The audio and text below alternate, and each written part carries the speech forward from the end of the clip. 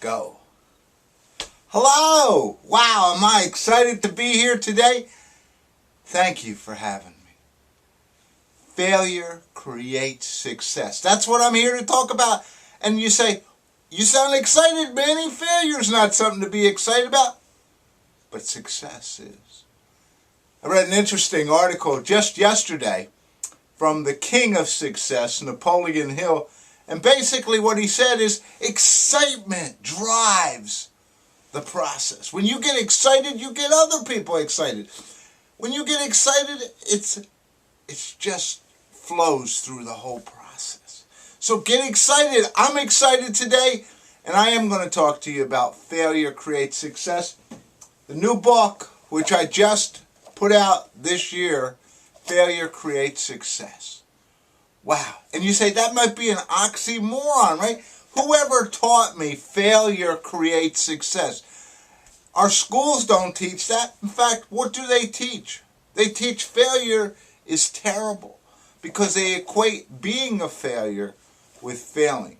And they don't understand that failure creates success. And the more we try, the more our chances are that we can fail. But also the more our chances are that we can be successful. So that's where I want to take you today, into that whole realm of failure creates success. And I want to start with a story about where did all this come from? And I'm going to be excited today, and I'm going to hopefully by the time you leave here today, you're all going to be excited. So let's go back many years to my early career. And for those who don't know, I was actually a computer programmer. That's actually where I came from. When I teach people about networking, about getting up here and doing this, I tell people all the time, I was that guy in the corner. I loved writing code. You would never think of me being up here. So if I can do it, anybody can. Never worry. You can do anything if you want.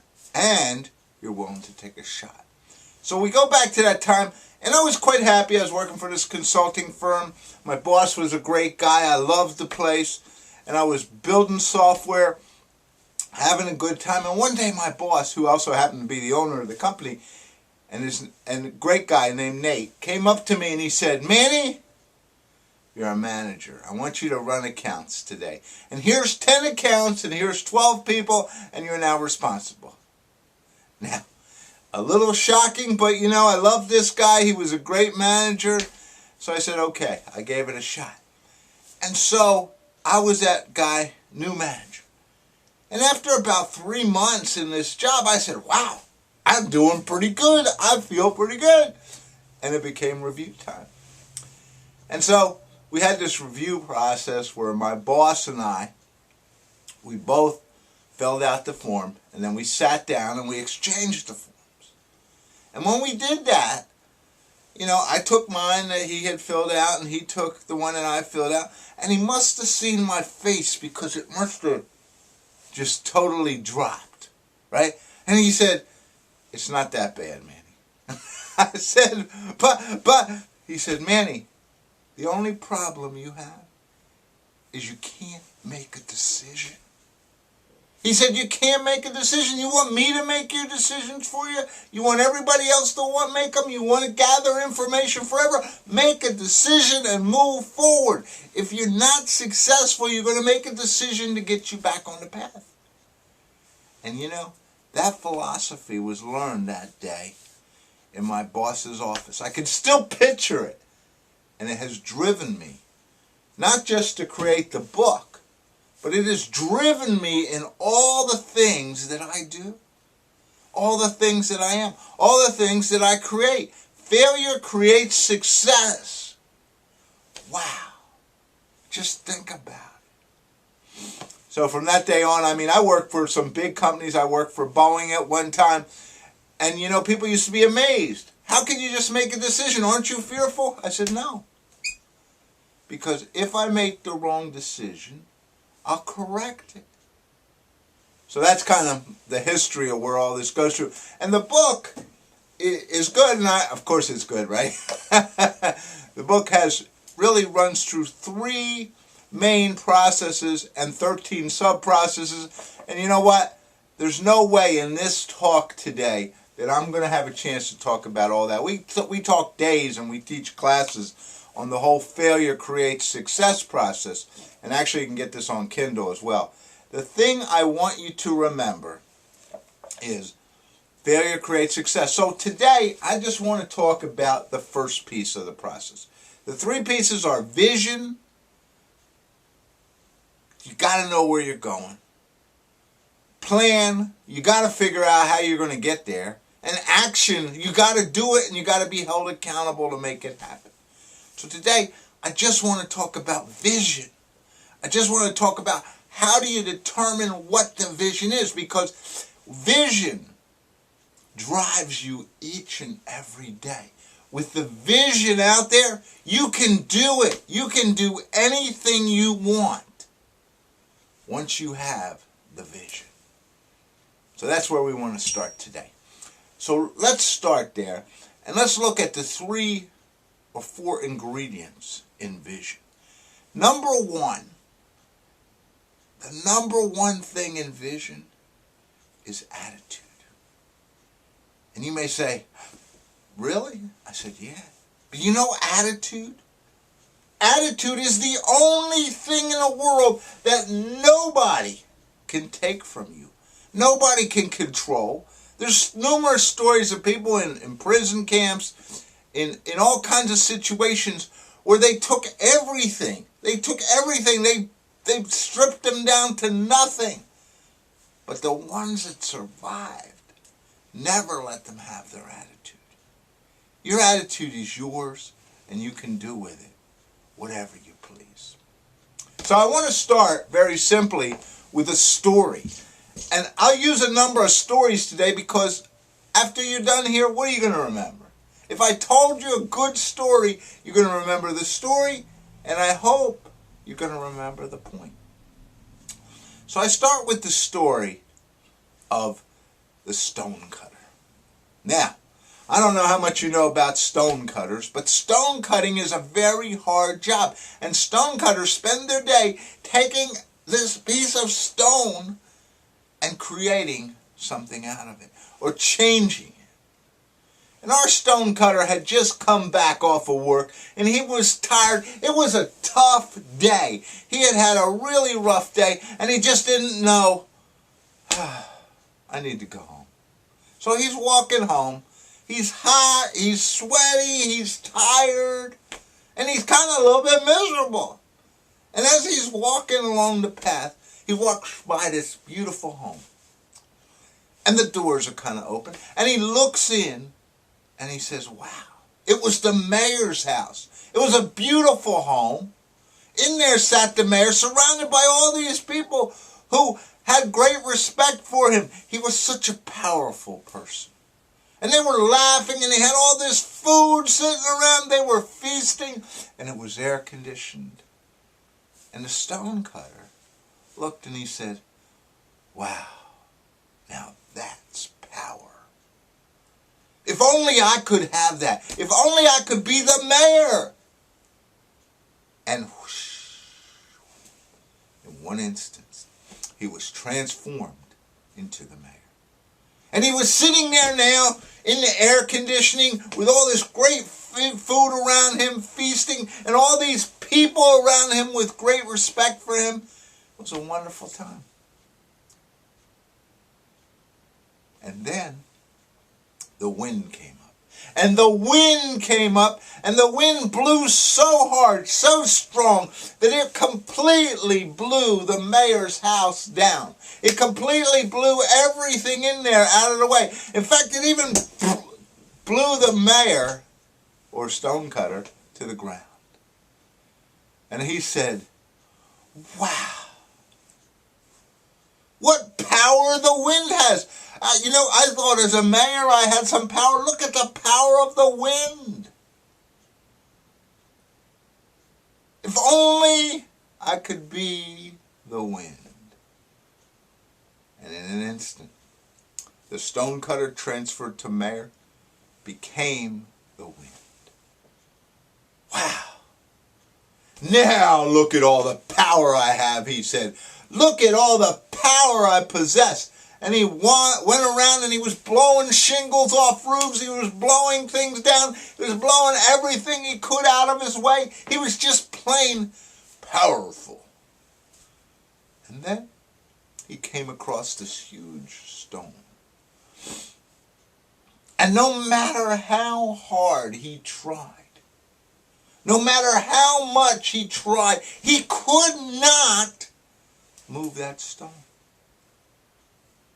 And he blew and he blew and he said, oh my gosh, that stone, I can't move it. It has more power than me. The most powerful thing there is, the wind. And you guessed it, he said, if only I could be the stone. Wow. And of course, what happened? In an instant, he was transformed into the stone. And he said, now look at me, right? I'm the strongest, most powerful thing there is. Nothing can change me. Nothing can move me. I'm the strong stone. And then he heard this sound. And he didn't know what the sound was. And he looked down. And down there below him was this little guy with a chisel and a hammer, literally changing the face of the stone. You see, so many times we have all the power we need. We already have what we need. We just don't know it. The stone cutter already had all he needed to be the most powerful person, and he didn't know it. Now, failure creates success because we're willing to take that chance. We're willing to go out there and try. We're willing to try to make it happen. And when we do, we find there's so much in here that we can be just like the stone cutter without changing who we are. Now, I use that because attitude is so powerful in everything we do. I use that story to point to you, to say, look inside before you worry about outside. Now, attitude drives everything, and I always like to ask the audience this question because it's really the question that you need to answer is, how did you start your day today? I know it's morning, and I have to always ask, how did you get up this morning? Did you wake up and say, oh my God, the alarm went off, and you tried to kill the alarm clock, right? You tried to smash it. You tried to throw it across the room. And you got up and you were cranky and you said, what am I doing here? Why do I have to deal with the world today? And as you got out of bed and started walking, you tripped over a toy and you said, oh my gosh, how did that get there? And you walked into the bathroom, but you bumped into the door, you hit your head, you got a mark on your head. And no, that's not where that little mark on my head came from. And then you turned the water on and it was too hot. You get the point? What kind of day are you going to have today when you wake up with that kind of attitude?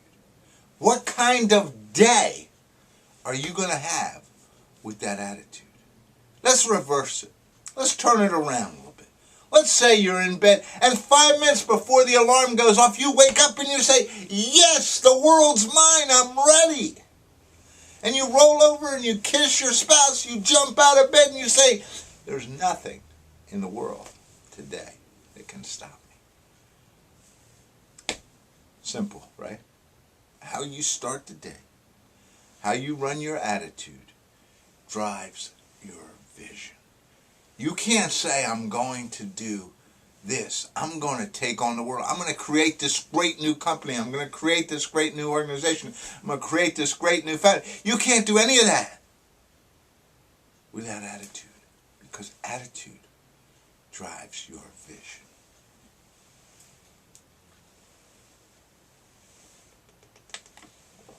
hate to drink when I'm speaking, but my voice, sometimes I lose. So we got attitude. Now, from attitude, we go to the next piece, which is courage. And I ask people all the time, and I'm going to use 2 and 3, which is courage and innovation, kind of together. And I always ask people is, what's the opposite of courage? What's the opposite of courage? And you know, I get a lot of different answers, like I'm hearing, oh, it's it's fear, it's being afraid, it's being hesitant, it's being all those things. No.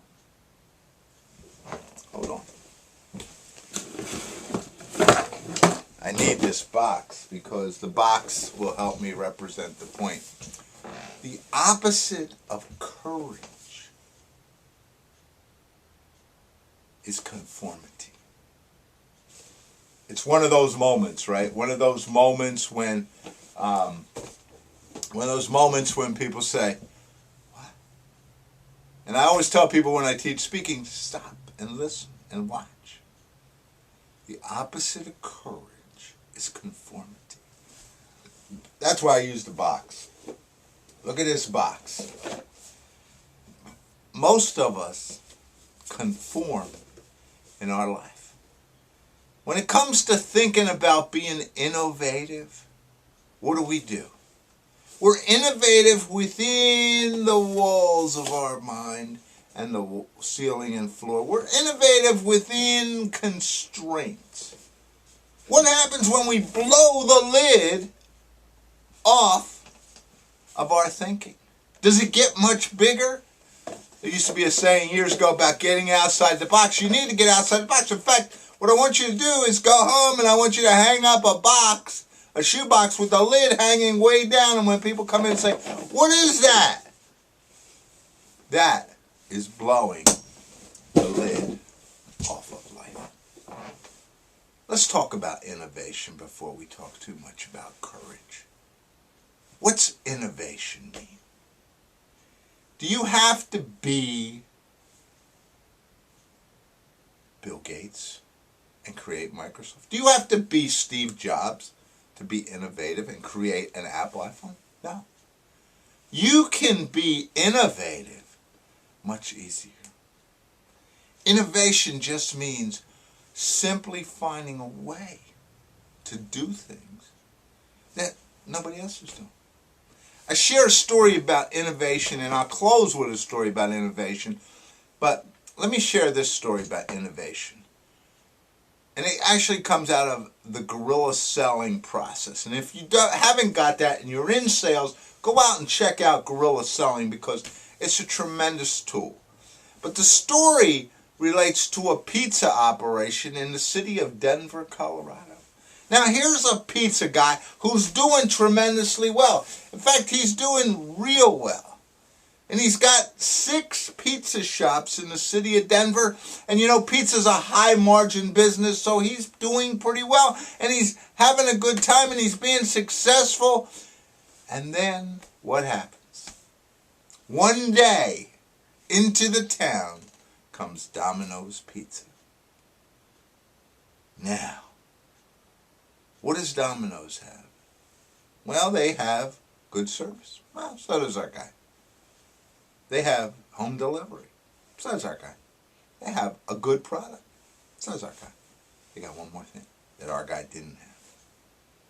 And you know what that was? I know you know.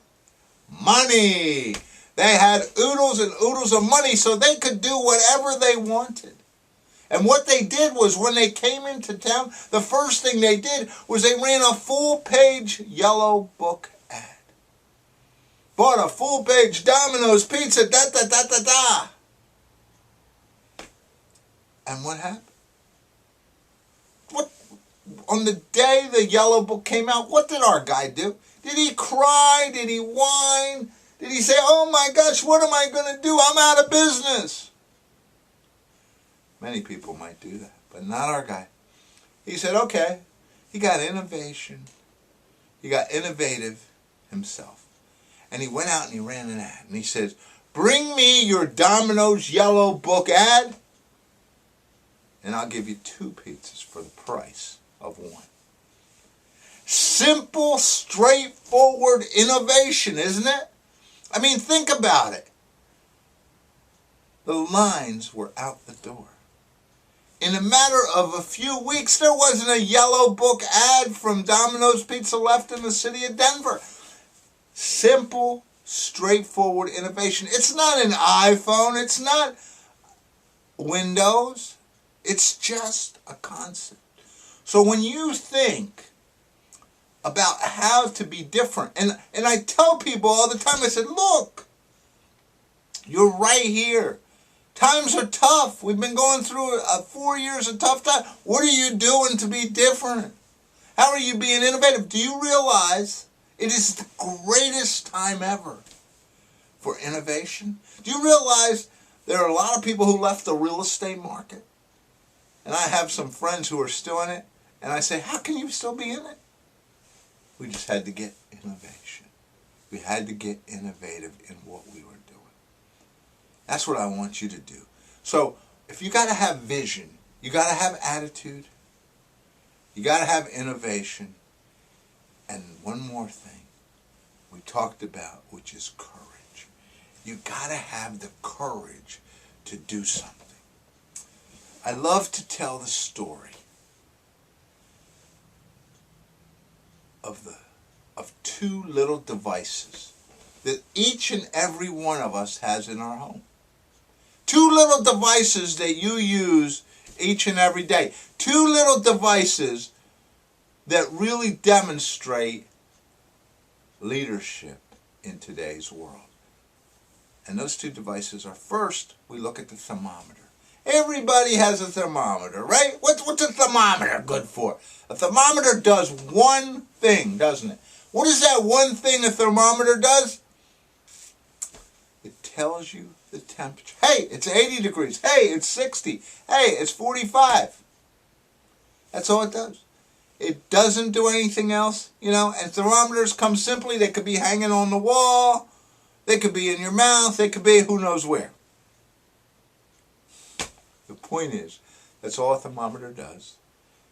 It simply tells you what temperature is. It doesn't do anything, does it? And that is the representation of most leadership.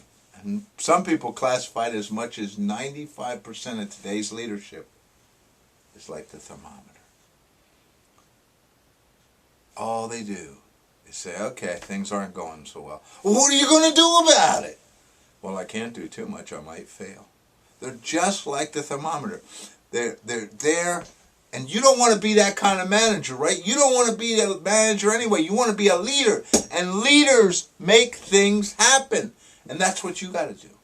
So we're going to look at a second device, and the second device is something called a thermostat. Now, a thermostat has a thermometer in it. It's very much like a thermometer, isn't it? It's a very simple device. What does a thermostat do? It still tells you, hey, it's 80 degrees in here or 60 degrees in here. But there's one unique difference with the thermostat. And what is that unique difference? The thermostat says, it's 80 in here. You told me you wanted it to be 72. Hey, I got to do something about that. And what am I going to do? I'm going to kick off that big old air conditioning system out there. And I'm going to keep that air conditioning system running, pumping cold air until it's 72 degrees in here. I am going to change the environment. Or it may be 60 in here and you're supposed to be 72. And it says, I'm going to kick that heater off, and that heater is going to run, and it's not going to stop until I get to that temperature. You see, a thermostat does something about it. And that's the 5% of leadership out there who are willing to take a shot. Remember the book, Failure Creates Success. If you want to be a real leader, You got to do something. You got to be like the thermostat. You got to change the environment. You got to make it happen. If you don't do that, then nothing is going to happen, and we're going to be right where we are. Why aren't we moving? Because people are spending so much time thinking about it, just like the thermometer. I want you to go out there, and I want you to be a thermostat as you lead and move us forward. Now, there's a lot of other things besides these three to the failure creates success process, but these three drive vision. If you want to create yourself a vision, if you want to create a vision out there that says, this is who I am, this is what I do, this is how we change things, this is my company, this is my organization, this is what I can do, this is how we can make things happen. You got to have vision, because each and every day you drive, the vision will get you out of bed. It'll keep your attitude rolling. It'll keep you innovative. It'll give you the courage to not fear failure anymore. I want to close with a story about innovation. Now, I used this at a conference. I'm not sure people appreciated it, but I want to leave you with the story, because the story is innovation in purest form. Young man's driving down the road about 50 miles an hour and looks out his side window. And what does he see? Next to him is a chicken running 50 miles an hour. And he looks over and he takes a double take, like if you looked out your window at 50 miles an hour and saw a chicken keeping up with you, what would you think? And he says, oh my gosh, how can that chicken be running that fast? So he pushes the pedal down a little bit faster and gets 60. I got to get out of here. And the chicken is right there with him. He says, what's going on here? I mean, just picture yourself in that position, right? He kicks that pedal down and he goes up to 75. And what happens is the chicken not just catches up with him, the chicken blows right by him and runs that street. He says, I got to see what's going on. And he follows the chicken, and the chicken curves into a farm and runs to the back. And he pulls into the farm as well. And he walks up to the farmer who happens to be out there, and he says, what did I just see?